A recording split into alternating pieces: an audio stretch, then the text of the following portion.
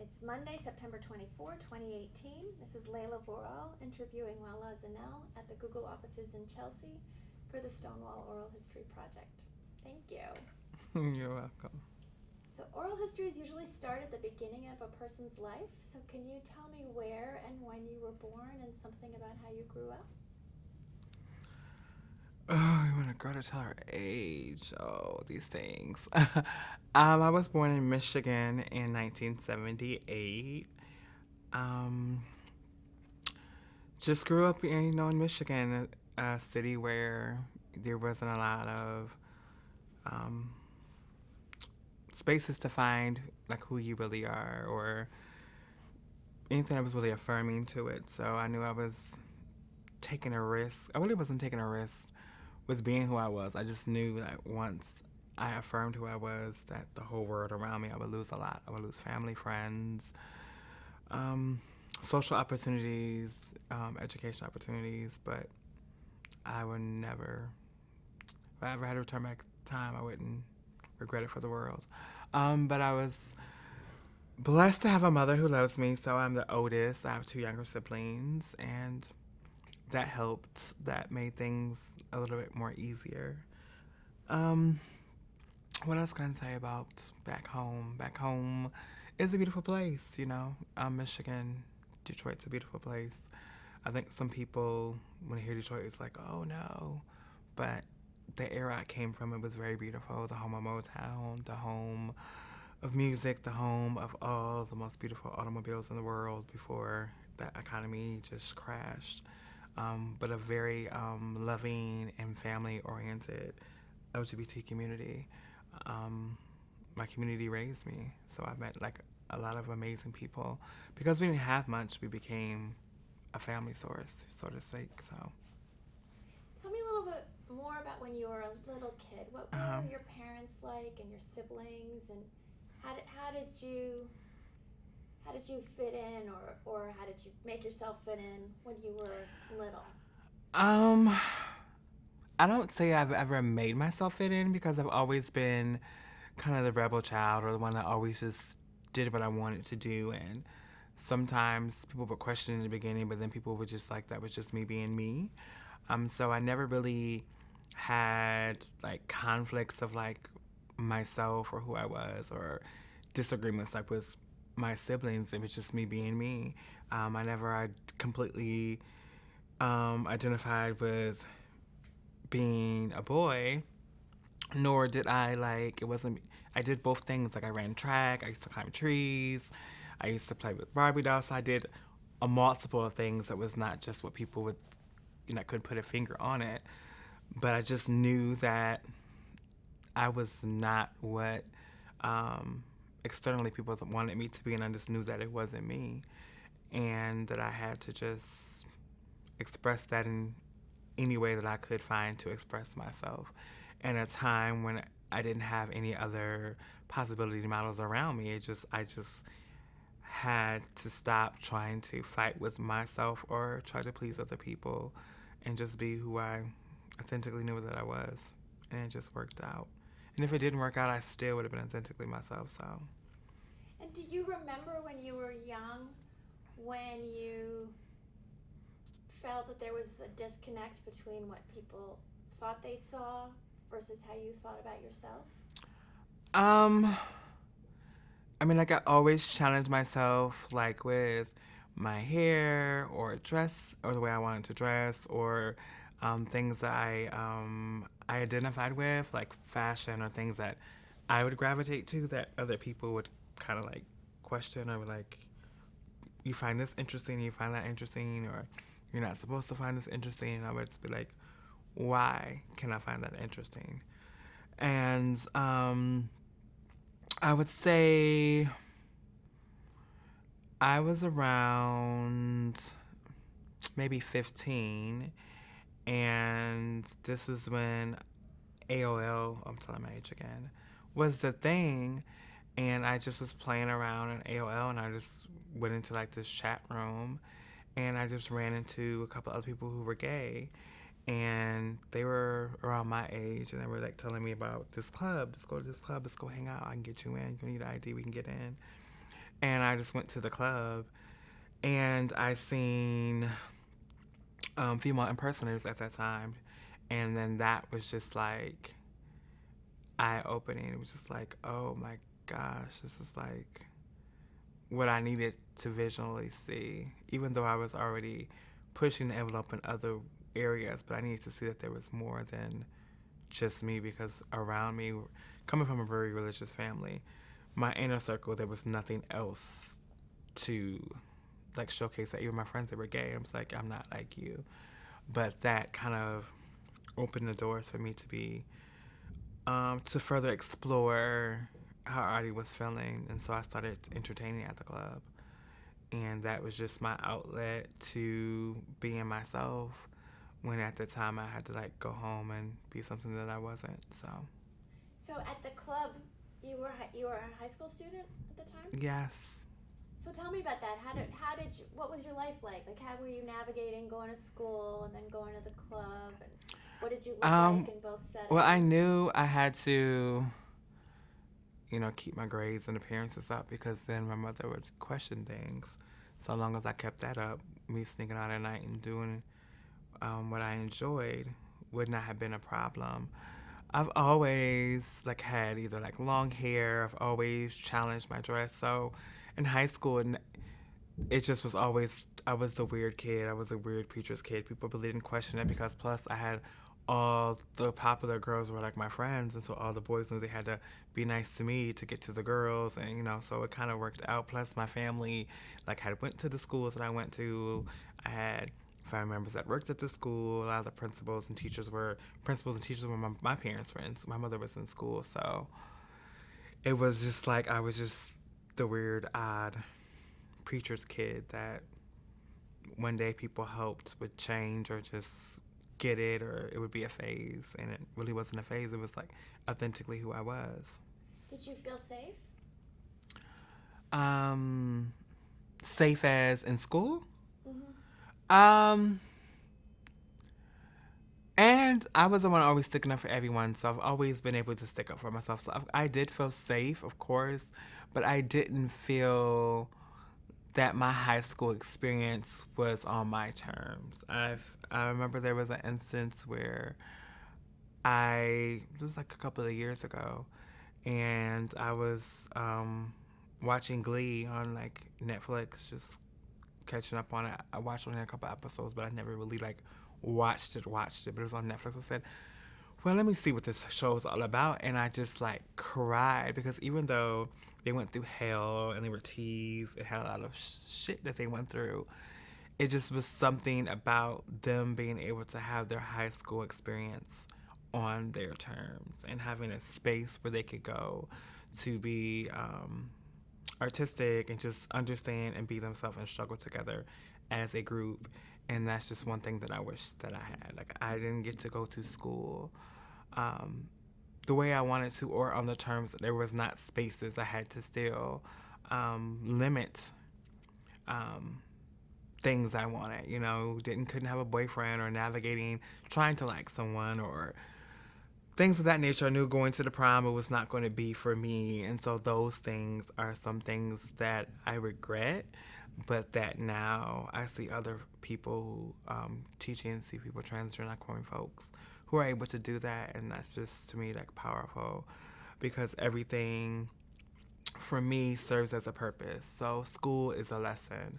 School is a process. That's a place where you're supposed to learn yourself, where people are supposed to learn different things from different experiences, different nationalities, different sexualities, all of that. And I feel like school shuns and takes that away, and that takes away a lot of development out of people in life. And when you transition later in life, or drop out for whatever reasons, because of the harassment or because you don't feel safe, that's your growth in a way. So I feel like a lot of my skills I learned were not from school. They were from in community spaces, or from just the streets, or my own instinct that I had to create because I was trans and knew that there were differences. And meanwhile, you're also a preacher's child. Yes. So can you tell me about that?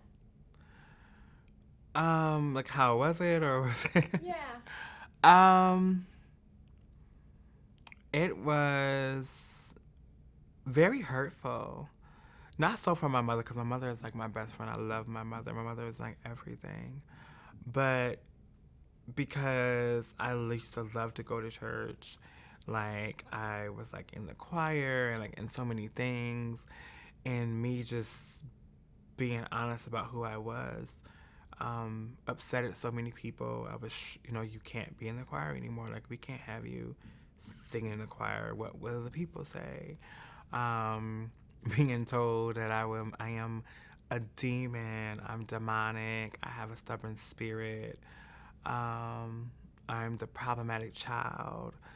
All those things, telling my siblings, to pray for me, putting in my siblings' heads, like, to hate me, people that I went to high school with, that we were cool, people that were like my god brothers, people I knew, all because of simply who I was.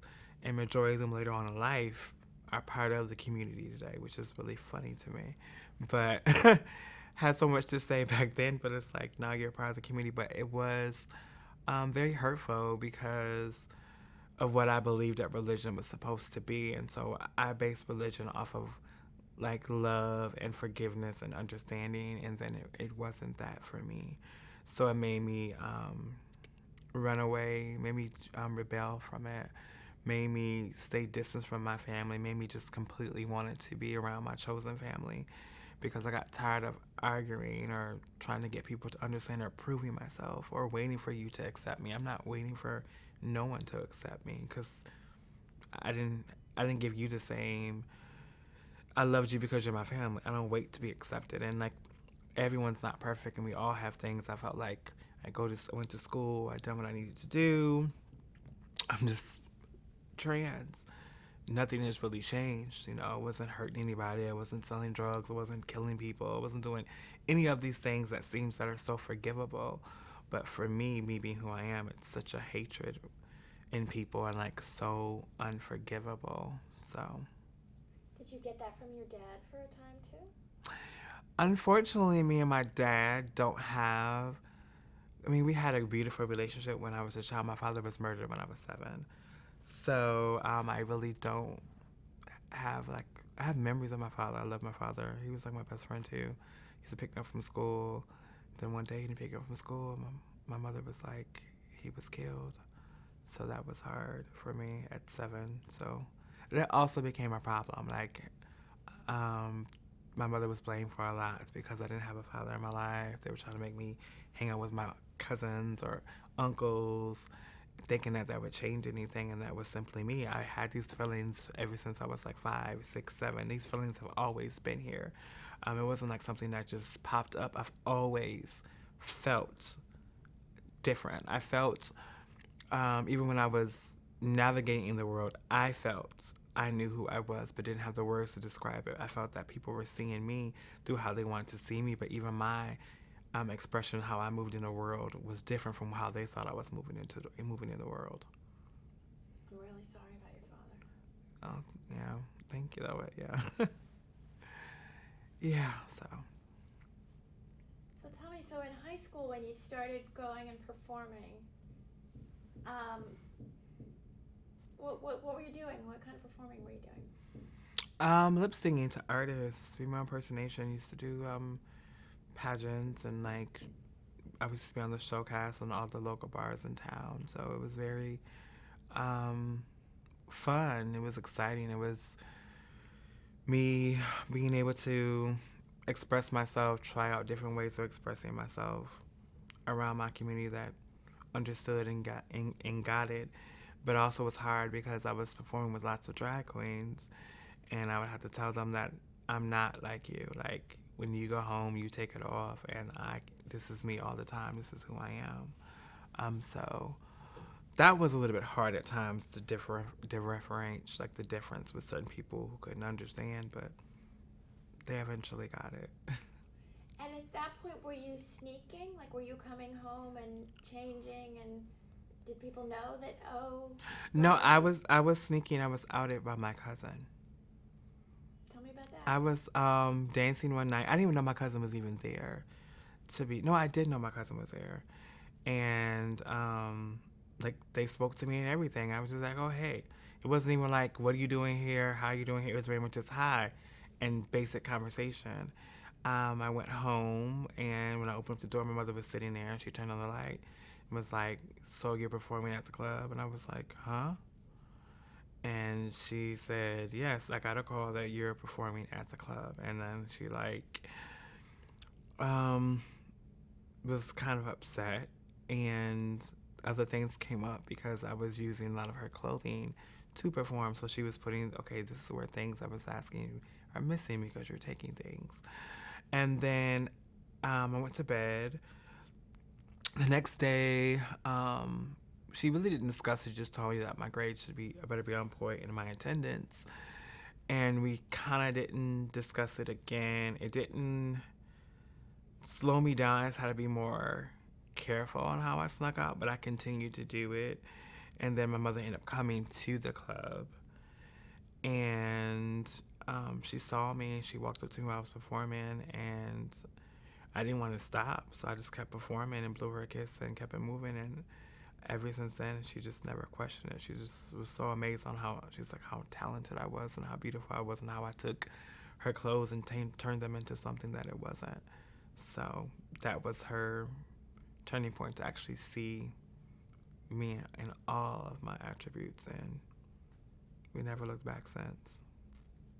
That's great. How old were you then? Maybe about 16, about 16-ish, 16. Yeah, because I was doing it for like at least a good year before I got caught. And after you got caught, did it change the way you were at school? Were you able to integrate and kind of be true to yourself? I was always challenging myself at school, regardless with the way I dressed. All the time, I was always challenging it. It just made other decisions like at home or more. I didn't have to like hide it anymore, so I can just fully express myself without it having to make up an excuse or like, no, this is like a metrosexual outfit, or this is not a skirt, it's a kilt. Those type of things, I was able just to express how I want, and my mother understood. And did your mom find that she'd actually known before and was actually just admitting? Like, did she know before and just hadn't named it? Let me see. I'm thinking back. I don't think so. If she did, she's never told me. But my mother always knows. My mother just loves her children, regardless of the fact. I just think more so she just didn't want me to have to deal with all of the backlash. So I think if there's anything in the world, she didn't want me to express myself the way that I did.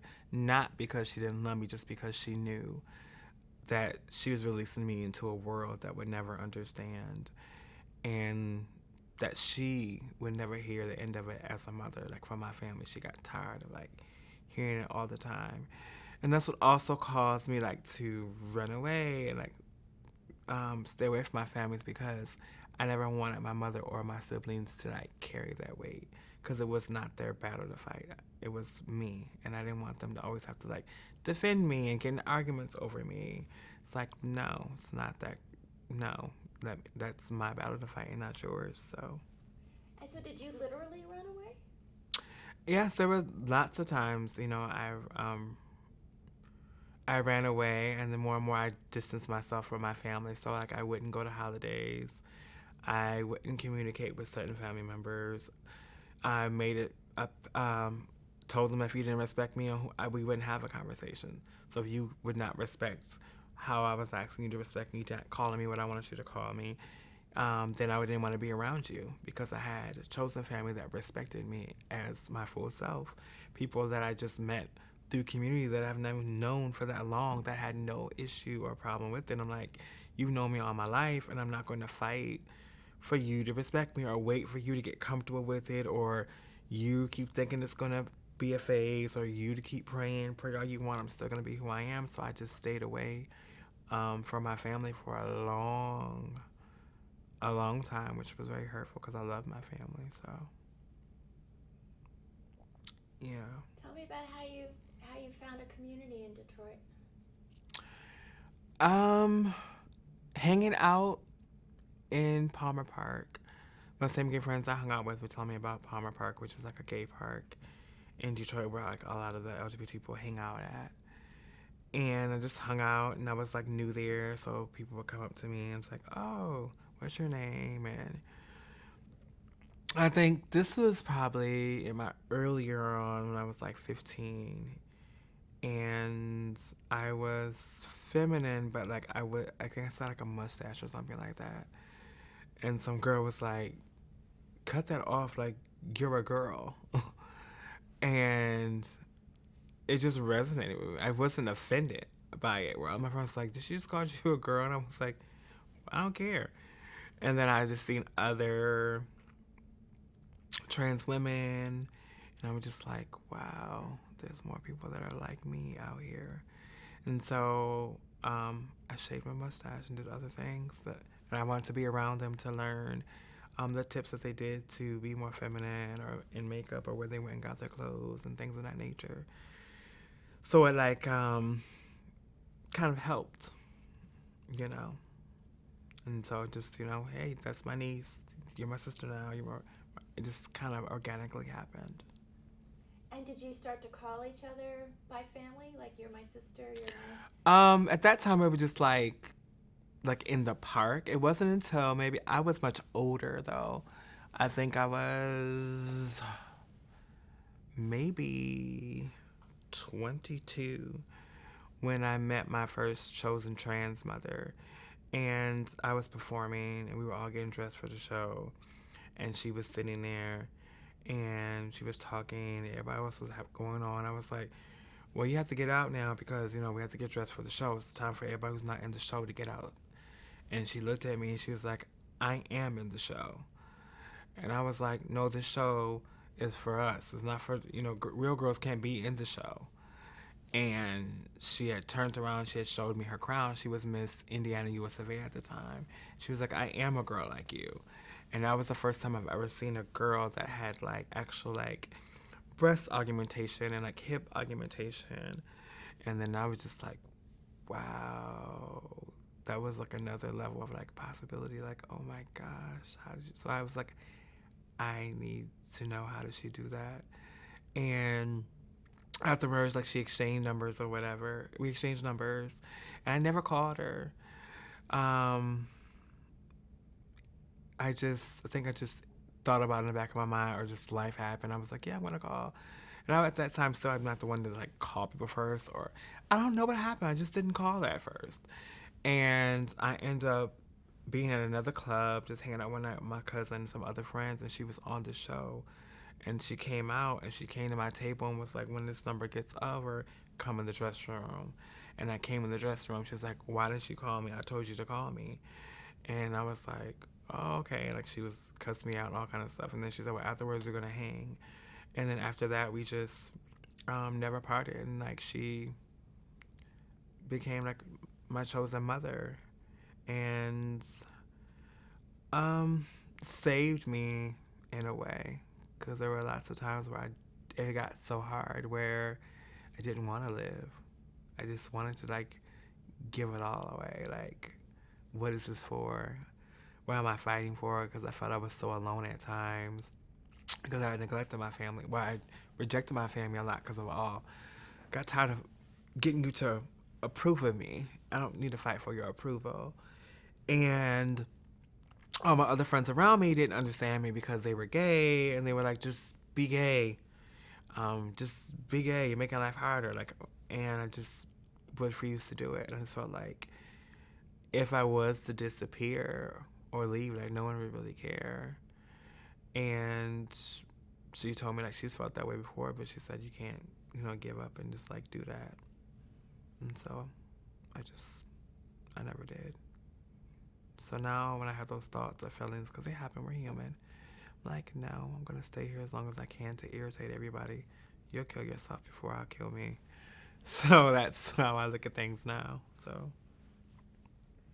And did you tell her you're like a mom to me? Like, did she think of herself in that way? Actually, we were in the After that, we were like always talking, so I brought her to the bar I was working at. Because I used to be the show director there, so my show was every Wednesday night. So I'd bring her down every other Wednesday. And we were in the dress room just painting, and we was in the mirror, sharing the mirror. And she was like, I'm going to make you my daughter. And from then on, that's where we were. That's where Zannell came from. That's my chosen trans mother's last name. Oh, that's lovely. Yes. And is she still in your life? So you can pause just for a second. I'm gonna let Matt know you can come back in. Oh, sure. Sorry. I'm going to stand up for a second. Mm-hmm. Gross. Drink. Matt's just outside. And, give him the opportunity. Trapped outside, were you? What's up? Were you trapped outside? No, I was just waiting for you guys to take a break. Do you need a car? Nope. In 15 minutes, yes. Cool. Okay. And so are you still in touch with her? Yes, we talk all the time. Actually, her birthday was just this past Saturday, so she still lives in Indiana. She lived in Texas for a while. Went to visit her when she lived in Texas. When I moved to Atlanta, she came to visit me when I lived in Atlanta. I have other chosen children that I have adopted. They call her their grandmother, and so, yeah, we still in touch. We talk on Facebook all the time. That's my other mom. My real mother knows about her. She's seen my real mother, visited my real mother's, stayed at my real mother's home. So yeah. Lovely. And so you've taken other trans women on sort of with an intentionality, like I'm going to pass on and help a younger person feel safe and loved and learn how to live. Is that what you Well, I have mostly all sons. I only have one daughter. One daughter, and one is enough. It's hard having a daughter, as I'm sure most parents can say it is. But yes, I have mostly sons. I just gravitated, I always have lots of sons. And, but she's my only daughter. What makes it harder to have a daughter? It's just a lot because you, being trans and like when you come into yourself, giving them the space to feel out things for themselves, letting them make those hard choices and letting them follow their own path is sometimes hard. Just because you're both trans, you're both sometimes going through the same thing at times. We take hormones, so it's like we're PMSing around each other at the same time. It's just a lot. You're trying to deal with your own emotional stuff, but also trying to be emotionally there for someone else. So sometimes it can be like really, really hard, particularly if like the person like doesn't listen, or it's very, very hard. It's very, very hard. But it made it so easily with my daughter is because she reminds me of my younger self. So that's what makes it so hard. A little bit more hard-headed than I was, but that's her. I take it. But she reminds me so much of my younger self. So it was like looking at a mirror of myself. So that's what made it easier. How'd you meet her? She actually went to school with my baby sister. She actually was my grandchild at first of my son, Jawan. And I told my son that you can't handle them. You should just go and let them be my child because they're too much for you. You're not going to be able to handle that as a parent. You're not going to have the responsibilities to handle them. And it was like, whatever, mama, whatever. And because I knew that she was trans. And I wanted her to find her own way on her own. And she didn't even know I was trans until my sister told her, and she didn't believe it. But then I told her, one day, you're going to have to make a choice. and you're going to have to make a decision. I'm not here to tell you what that choice is or what that decision is or what that even looks like. But one day you're going to have to make a choice or a decision. And that choice or decision will cost you everything, or it may not cost you everything. But be prepared that this decision will cost you something. And maybe like a year later, she came to me and told me. And I was like, remember I told you that you're going to lose. You can lose everything for this decision. Are you sure this is what you really want to do? And she told me that she did. And she came to me and was like, you were right.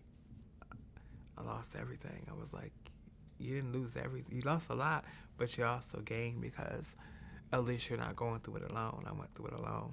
So. Tell me about coming to New York. When did you move here? I moved to New York 8 years ago. And what brought you here? Oh, there was just nothing more left for me in Atlanta. The well had went dry. I lost my job due to discrimination. I went to jail. There was nowhere. My pride would never let me allow me to be homeless in Atlanta. I'm like, I will leave here before I be homeless in Atlanta. And so I heard some of my friends telling me about New York and all these opportunities that came here. So I was like, I'll try it. I really don't know anybody here. Well, I knew people here, but I was like people that I wasn't like close with like that. So I was like, I don't care. If I don't see them, I can come, lay low, reground, regroup, and figure out what I wanted to do next. Yeah. What were you doing for work in Atlanta?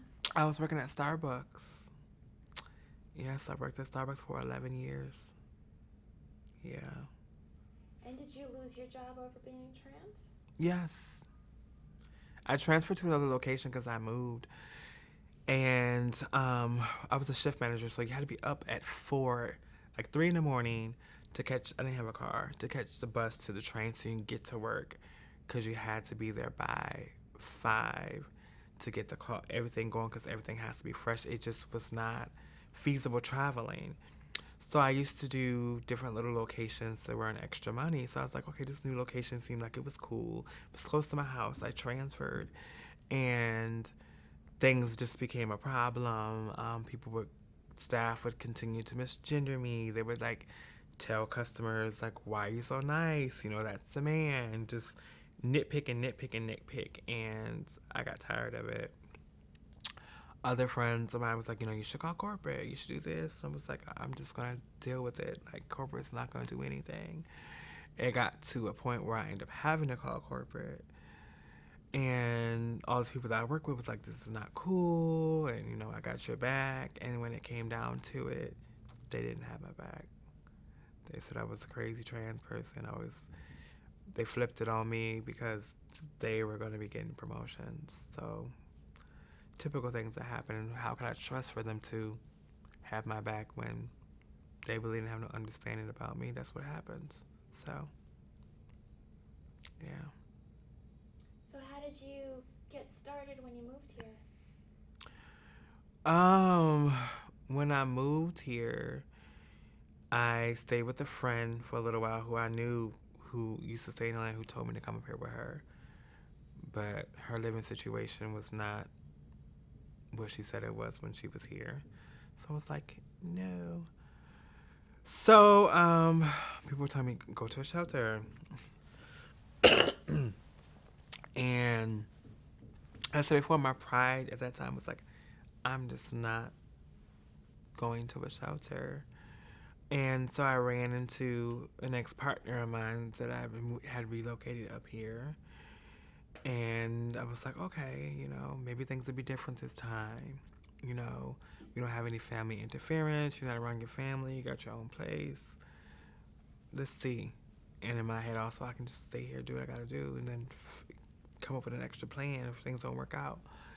And things didn't work out. He felt that he had the right to put his hands on me, and I was not going to deal with that. So I still ended up going to a shelter anyway. And that was like the tipping point. Like, I felt I was going to prison. That's how it felt, like them taking everything from me when I went to go check in the shelter. Like basic needs, like a blow dryer, was no, you couldn't have that. just basic things. And then hearing people arguing and screaming and fighting while I was waiting to do my intake, and I was just crying like, why am I here? Like, what have I done? I've been such a nice person. I've taken people in. I've had a job. I've always given back. I've always taken care of people. Like, why am I here? But over time, it also was a lesson.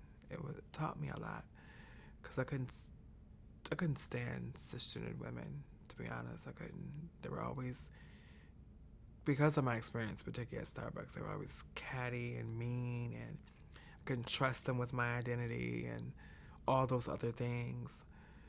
But I was surrounded by a lot of broken, unforgotten, wise and powerful women that were just like me, just came up on a bad side of the coin, and that changed. Like, they would go to bat for me. Like, I've had ones that would do things in the shelter, and they were like, "No, you can't do that, Lala. Because you fight back or do something, you're gonna get transferred. They're gonna call the police on you."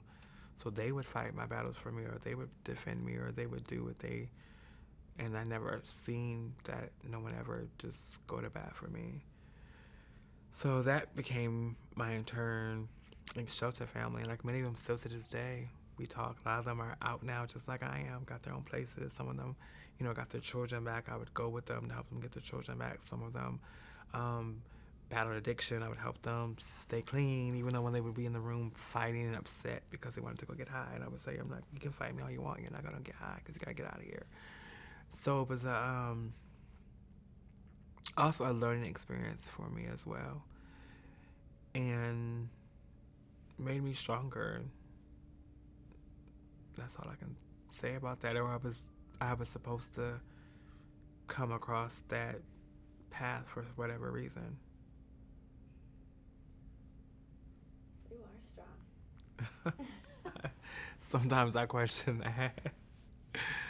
People always tell me that, and I'm like, sometimes I don't feel that I am. I just feel like I just cannot allow anyone to win, because if I let you win, then that proves that everything you said about me was true.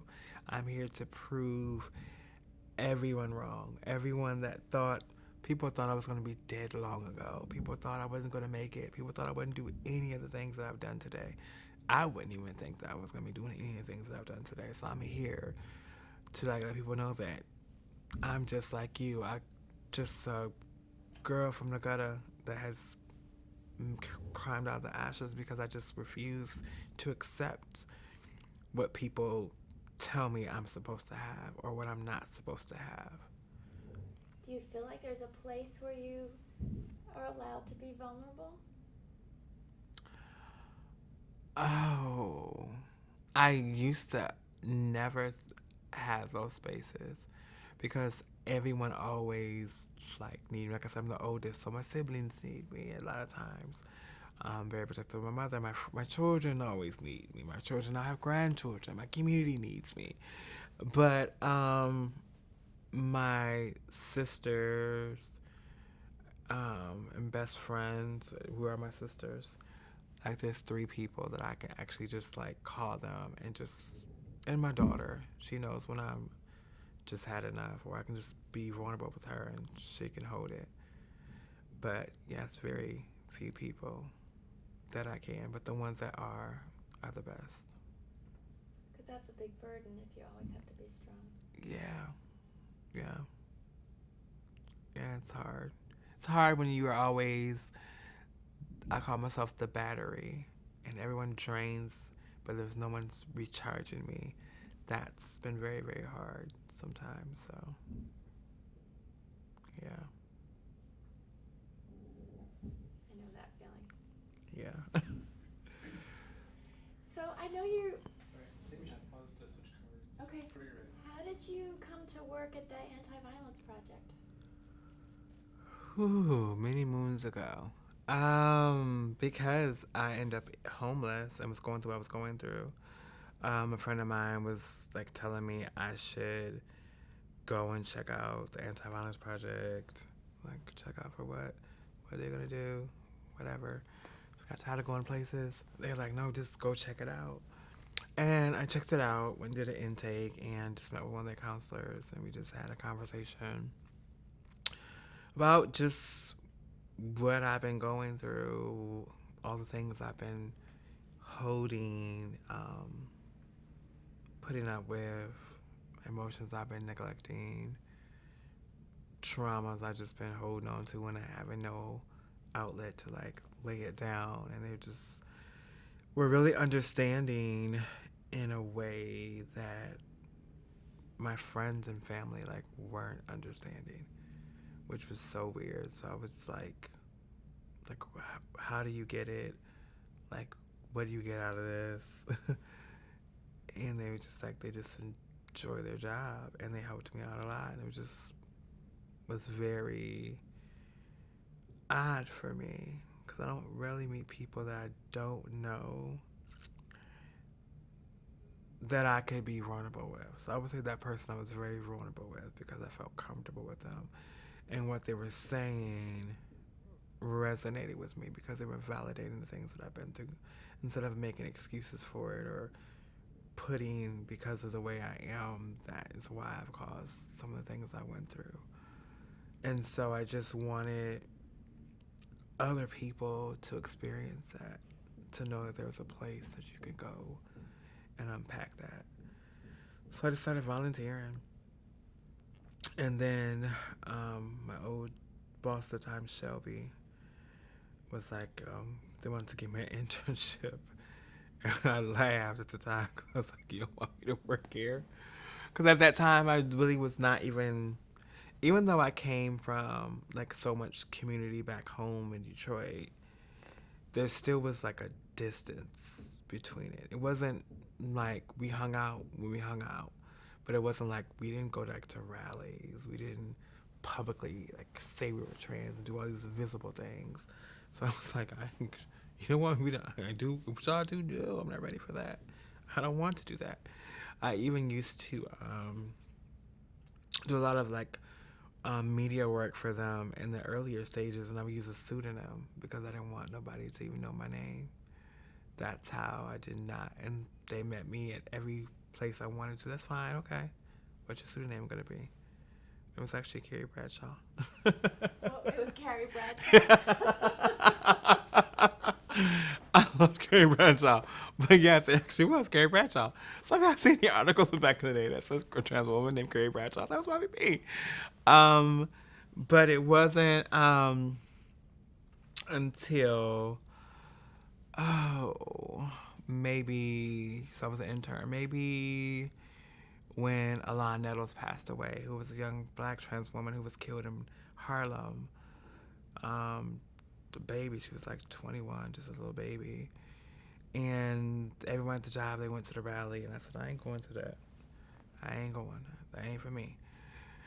And somebody left something at the office, and I had no choice but to go. And when I just saw like all these trans people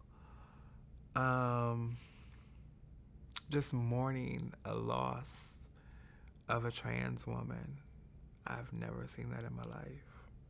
I've always seen people, what you're crying for, the police ain't gonna do nothing, just keep moving in life. But actually seeing people mourn and see a mother demanding justice for the life of her child made me not just want to be hidden anymore. I just have to be a part of this in a bigger way. And how did that feel when that change happened inside you? Oh, it felt like I mourned every death that I was never able to grieve. Yeah, I can cry right now because every time I hear her name, I just cry because that's my reminder of how I was not able to grieve. Grieving is important. Everything in life serves a purpose. Even though it's painful, we hate death, everything serves a purpose. There's a reason why you grieve. And being denied that, it stays in your body. It harbors in ways that causes harm. It hinders your process to move forward. It hinders you a lot to be able to grieve and finally like release a lot of grief. It hurts, but it's like such a weight off of your shoulder when you're able to like release that in a space around other people that will allow you to just to have that space to do so. Just not judging, not looking at you, but actually just authentically letting you just grieve. Yeah. And a lot of people don't get to do that. So, yeah. Whew. Yeah, but yeah, that's how I felt. And with that, you got much more activist and public about your activism? Yeah. I felt, because after that, it's like I wanted to, like me and the mother are very, very dear friends still to this day. Like I wanted to be there to help her in any way I could to make sure that whoever did this would not get away, and to make an example to show people that this is not okay, that it's not okay for you because of who I am to take my life. And you are government officials, you are families, you are people, and you're just gonna continue to let this happen. I just had to see it all the way through, even if it win, lose, or draw. I just had to see and feel what that process would feel like and what it would look like. Did they catch the killer? Yes. He's in prison now. Yeah. And you're one of the lead organizers at Anti-Violence Project. Yes. Yes. I've had many roles. It's been a long journey, but yes. So tell me about the work that you do. Oh, I do so much work. Let me see. So, I'm in the community organizing public advocacy department. So we do a lot of policy work and community organizing around the city, around any of the issues impacting LGBTQ and HIV-affected survivors of violence. We sit on lots of coalitions. So I do like lots of outreach, trainings. We have a TGNC Leadership Academy, which has like 11 TGNC individuals for 6 months and teach them leadership development and gives them paid internships. We have a 24-hour hotline that folks can call and get resources and report violence. We have legal services. We have counselors you can come and talk to. So I'm just going to say for the recording, TGNC is... Trans and gender nonconforming, yes. Trans and gender nonconforming folks. I'm very acronym. I'm learning to break. No, I knew it. I'm learning to break that. It's one of my practices now because, yeah, it becomes a habit of you in the organizer world. You be around people be like, huh? I'm like, oh, you don't know what the acronym means. I'm sorry. Yeah, no, for the record. So I read that you went to the White House. Yes. Is that right? Can you tell me about that? Yes, I went to the White House 3 times. Yes. The first time when I went to the White House, I almost missed it. They were calling me at the job and hunting me down. And first I thought it was a joke. Somebody was playing on a work phone. And then, well, before that, it was all these messages on my phone. And I, at that time, was not checking my phone messages. And then someone kept calling the office and, like, leaving messages. But the person who was answering the phone only gave me parts of the message. And I wasn't getting it. And then so I checked my voicemail and I was like, and I had to play it again. It's like, me at the White House. And I called the person, and I met the person only one time. And they were like, yeah, we want you to come to the White House. And I was just like, wow. Couldn't believe it. But I did it. What did it feel like? Oh, it felt... I was scary, nervous as hell, because I'm like, oh my gosh. But it also felt... I never... Even growing up, like... I never really wanted to go to the White... Like, the White House was just something that was on TV to me. It was like, I knew it existed, but I never thought that I actually would want to, like, even go through it as a tour. It never was something that I would... That was on my bucket list to do. But seeing it in person was like, wow, the walls are so long. And it's like so white. And then like the pillars, and then just like all the history that you walk through, from the pictures, from the art, from everything. And to like be a trans person and say you were able to walk and also speak is something that will, I'm hoping, will inspire generations to come, that you can really do anything and anything in the world. If little old me, who everyone never would have thought can do it, then you can do anything that you put your mind to. And it wasn't just about that. Also, it was also so many other women that I didn't know that I got to meet for the first time, and we all were like speaking on this panel, and it just was amazing to see brilliant trans women from all over the country just doing amazing things, and being in the same room with those people was very amazing. So, the way that we got here together, as we were talking about before, was because you were at an event. Yes. Which I guess was the National Park Service and the LGBT Community Center looking for people to interview for the Stonewall project. So can you tell me like how you got there and what it was happening and what you thought? Well, the project, that actually before you got to that was, they were going over like, they did some community survey. They were like going over like the monument, like how it was gonna look, and like messaging, and you know how the whole project was gonna look. And prior to that, I was kind of disappointed because I did this infomercial for them. It's like this New York something, one of those New York tourism commercials they did one for the monument. And I also did that video. And it had like all these white people in it. And like I was one small clip. And it irritated me because I know when I interviewed, I was telling the truth about the history, and I guess that was not the messaging that they wanted.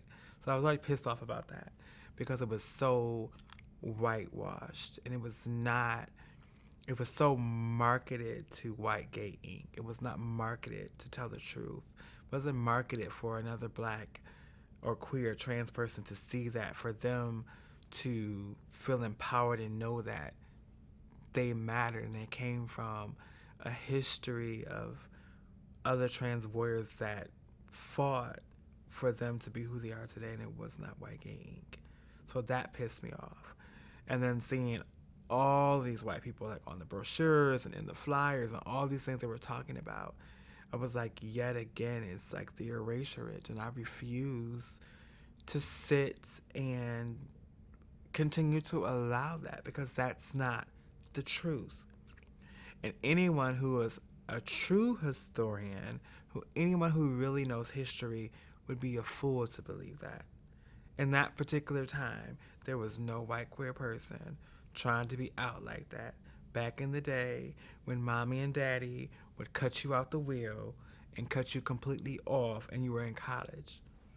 Only people who could do that liberation were black queer people, particularly trans women, because they had nothing to lose.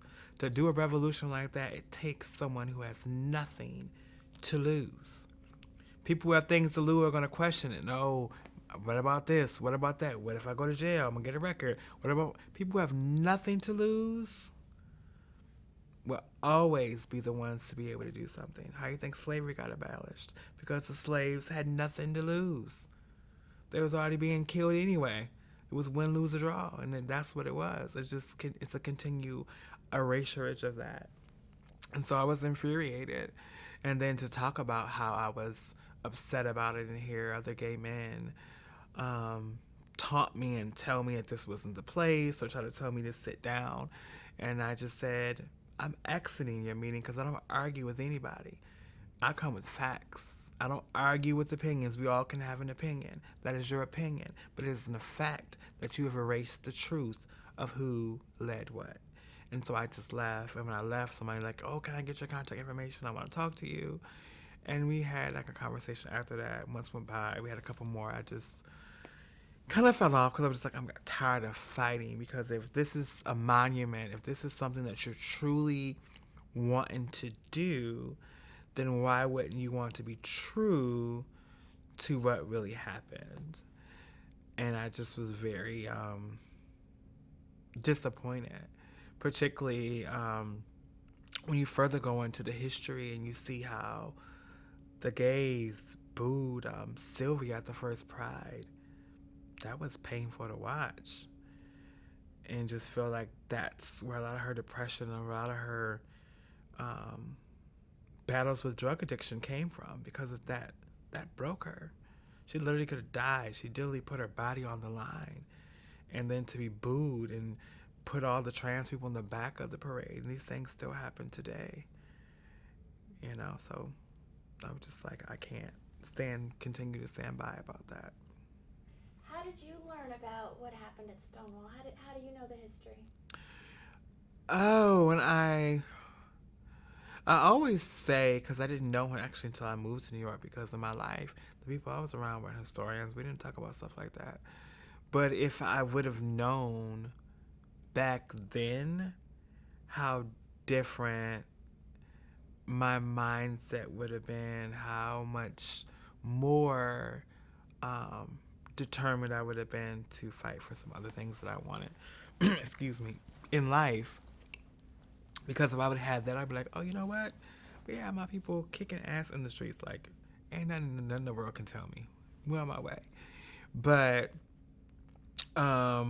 Victoria Cruz, I've had the honor and privilege to work with her at AVP. And I used to go in her office, and she would just tell me, just and other trans girls that worked there, like the stories. And she would like open up her album and show us like all these old pictures.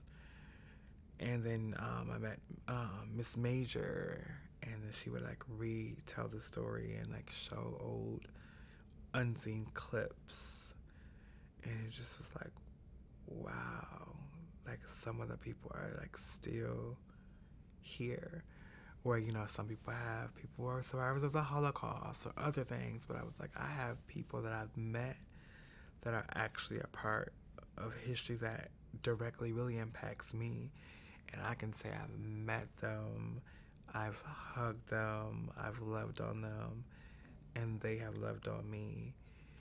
And I have to just do the same to other people, and I have to be the ones to pass down their stories so it's never forgotten, because they won't be here one day. As well as me, I will leave this earth one day, and my stories won't be left here unless the people in my life pass them down.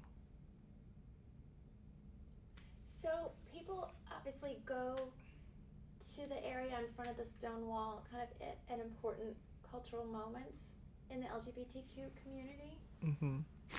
What do you think of that? Is that an important place for you, kind of as a place for speaking out about injustices and struggles today?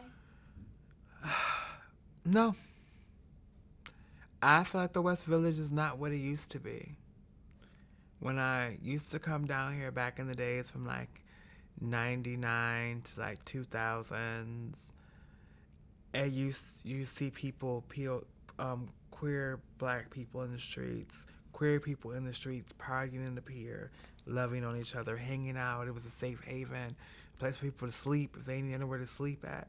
It's so gentrified now. It's so white ink. And now, even getting pushed out where we barely have any LGBT spaces but the little bit that's there.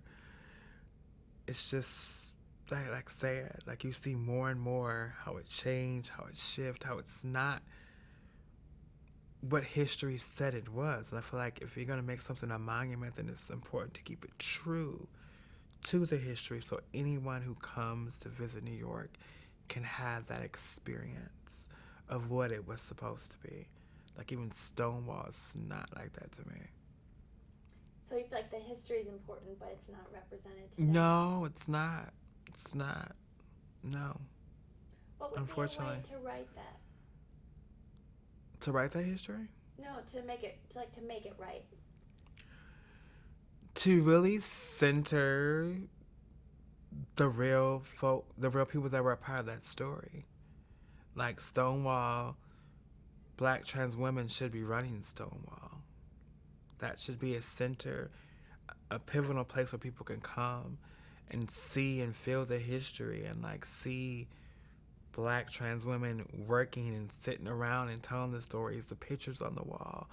When you walk up and down the street, it should feel like that. It shouldn't feel like houses and kids running around and families moving in and taking over that whole block. It's not a queer safe haven anymore. The piers, so it looks like they're gonna be charging you to get in there. It's becoming like an amusement park, and it was just a cute pier for us to hang out and fellowship and hang and play music and just be with each other. We're not be harassed by the police if we're out there too long. We don't have a lot of the clubs we used to have up and down that block are gone because they can't afford to be over there anymore. It's a clear message that they don't want us in that area anymore. And now we just like that park, but surrounding that park, what do we have? Nothing. Are there spaces that feel safe and important to you now? In the city? I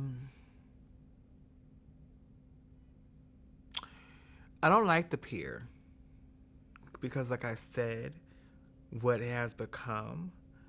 But there are moments where I just like to go to the pier because it grounds me. It reminds me of like what it was, and particularly because Marsha died in that water. So it reminds me of like, no matter what y'all try to do, like this belonged to us, and I have to go to the water and like pay my respects and send my love. So there's moments where I can go to the pier and just ground myself.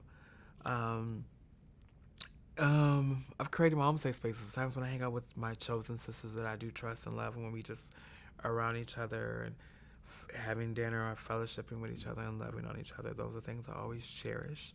I don't feel safe pretty much anywhere, particularly in gay spaces, because they're gay spaces.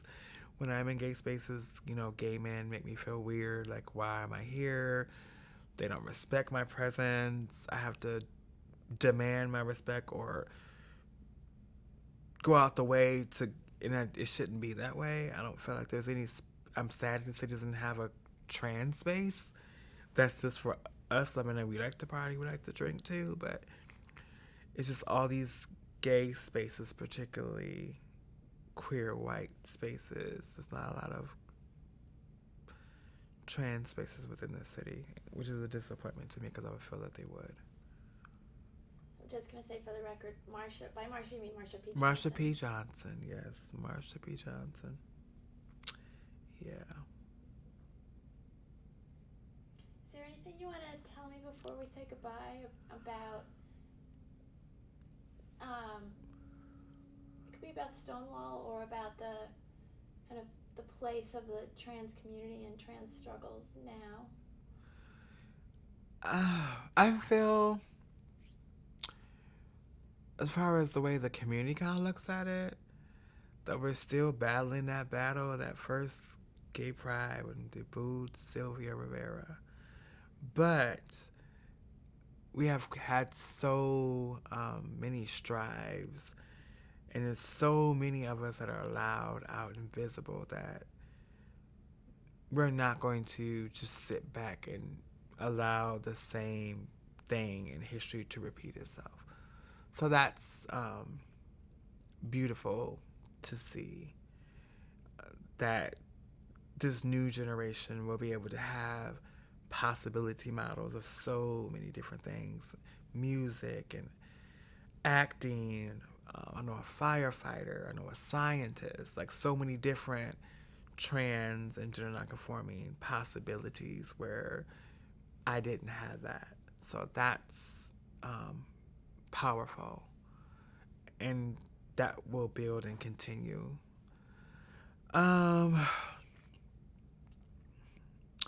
How trans folks just really have taken over social media and like social justice and like actions and protests and just showing up all the time. Even my undocumented folks just unafraid and just showing up all the time is just really beautiful and amazing to see. And that's what Stonewall is about, continuing the revolution and never forgetting that and never just being okay with the status quo, and hoping that with this big 50th anniversary coming up that you will see more color, you will see more entities of the authentic truth, and honor the ones that were really from Stonewall that are still here while they are still here, and finding ways to make sure that their information and their stories and their love and all of that is passed down, because if they leave and they don't pass it down to anyone, then we lose it, and then we are left up to the interpretation of whoever wants to be the authors of those stories. Yeah. Thank you. You're welcome. Thank you so much. Thank you. There's a beautiful